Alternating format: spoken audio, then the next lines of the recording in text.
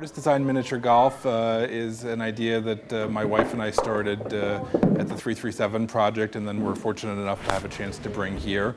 It's 18 holes of fully playable artist design miniature golf in the main gallery of the Salt Lake Art Center. We really want to try and get people excited about the possibility of having contemporary art in their lives, and a part of that is trying to put really great contemporary art by some of the best artists in the state into a context or a format that seems a little bit different than the ordinary gallery setting. This exhibit really sort of opens up for people the possibility that art can be contemplative, yes, but also other things. It can sort of transform the way that you think about the world or cause you to think about issues in a different way. It can be fun, it can be exciting, it can be just the kind of thing that you wind up talking about with your family and friends, 2 years after it's happened, because it still sparks some memory in you that feels meaningful. This is a piece by Jimmy Lucero called Parring the American Dream. It puts every golfer into the position of an illegal immigrant, forcing them to putt up from Central America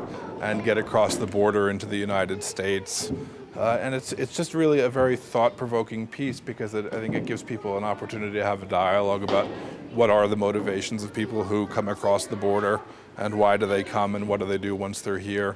But by putting everybody in the position of desiring to be across the border in that way, I think it frames the debate in a slightly different way than people usually have an opportunity to talk about.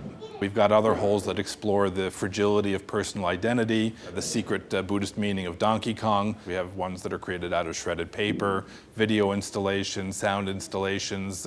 We have one that was woven entirely on a loom. This piece is by Davina Pallone. It's called Putting to the Center of the Earth. You start in the area that's the sky, and you putt through an area that's vegetation followed by earth, then water, bedrock, and there's a molten core at the middle of the piece.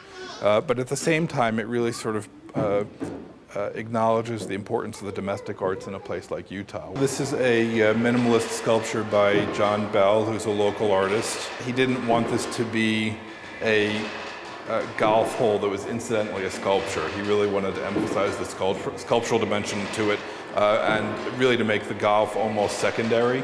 And so we created this piece titled Pissing in the Wind, which is an almost impossible shot to make. In terms of the aesthetics of it, I think just the angles are beautiful, the color is beautiful, and if you go around to the side, you'll see also there's just sort of these wonderful sculptural shapes underneath. Getting the ball in the hole is not the point of this particular piece. And then some people are just doggedly determined to get the ball in, and we'll stay here for an hour, putting over and over again. The piece that I'm sitting on right now by Kinslin Chan, he wanted to explore what a modernist miniature golf hole would look like. And of course, modernism is the period in art when all illusion, decoration was stripped away, and what you most commonly would see were just these fields of color on a piece of canvas, and often even the canvas was exposed.